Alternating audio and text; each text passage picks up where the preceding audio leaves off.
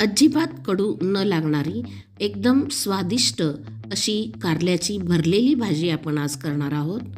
ही भाजी अजिबात कडू होऊ नये यासाठी एक खास ट्रिक मी या व्हिडिओत सांगणार आहे। त्यासाठी व्हिडिओ शेवटपर्यंत पहा। स्वच्छ धुवून घेतलेले कारले इथे घेतलेले आहेत।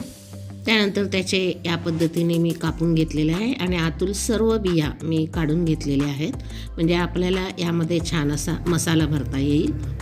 हे सर्व कारल्याचे काप मी एका मोठ्या भांड्यात घेतलेली आहे।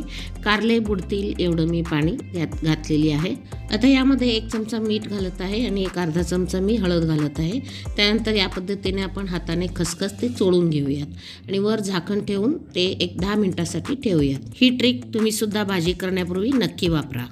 आता सारण तयार करून घेऊयात। 1 वाटी खोबरं मी छान खमंग भाजून घेतलेलं आहे।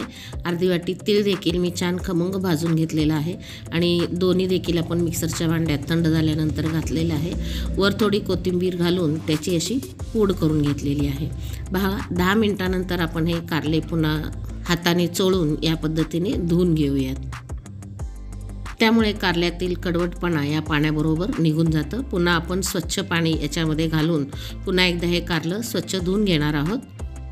त्यातील सर्व पाणी निथळून घेऊन आपण हे एका ताटामध्ये सर्व कारल्याचे काप बाजूला काढून घेऊयात। सारणासाठी मी इथे 1 वाटी दाण्याचं कूट घेतलेलं आहे।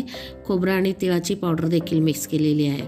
1 चमचा धना पावडर, त्यानंतर 1 चमचा कांदा लसूण मसाला, 1 चमचा आपण लाल तिखट देखील घातलेलं आहे। भरपूर अशी कोथिंबीर आणि अर्धा लिंबाचा रस घातला आणि थोडंसं मीठ घालून आपण हे सर्व जिन्नस एकत्र करून घेऊयात। अगदी थोडंसं पाणी घालून आपण हे सारण घट्टसर भिजवून घेणार आहोत। या पद्धतीने आपण हे सारण या सर्व कारल्यांमध्ये भरून घेतलेलं आहे। पॅनमध्ये आता आपण 2 ते 3 चमचे तेल गरम करून घेऊयात। मोहरी आणि जिरे छान तडतडल्यानंतर इथे मी आलं, लसूण आणि कोथिंबीर छान ठेचून घेतलेलं आहे, ते देखील आपण यात खमंग परतून घेऊयात। 1 पाव चमचा हळद पुन्हा टाकूयात आणि खमंग परतल्यानंतर या तेलामध्ये आपण या पद्धतीने हे भरून घेतलेले सर्व कारल्याचे काप पेरून घेऊयात। वरून आणखीन 2 ते 3 चमचे तेल आणि थोडंसं मीठ घालून वर झाकण ठेवून हे कारले आपण वाफवून घेऊयात। पहा, 3 ते 4 मिनिटानंतर हे छान खालून वाफवले गेलेले आहेत। पुन्हा या पद्धतीने आपण हे सर्व कारल्याचे काप वरखाली करूयात आणि पुन्हा झाकण ठेवून 3 ते 4 मिनिटासाठी वाफवून घेऊयात। आता हे उरलेलं जे सारण आहे यामध्ये 1-1.5 वाटी पाणी घालून मी या वाफवलेल्या सर्व कारल्यामध्ये वरून घालत आहे। आता वरून 1 चमचा आपण गरम मसाला घातलेला आहे आणि सारणामध्ये आपण लिंबू पिळलेलं होतं, त्यामुळे आता याच्यामध्ये आपण 1 चमचा गूळ घालणार आहोत। गूळ घातल्यानंतर पुन्हा सर्व एकत्र मिक्स करून पुन्हा आपण वर झाकण ठेवून 4 ते 5 मिनिटासाठी हे शिजवून घेऊयात।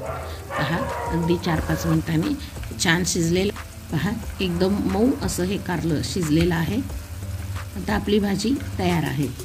वरून भरपूर अशी कोथिंबीर घाला आणि गरमागरम भाकरी आणि चपातीसोबत तुम्ही हे सर्व करा। सांगितलेली सोपी ट्रिक वापरून ही भाजी नक्की करून पहा।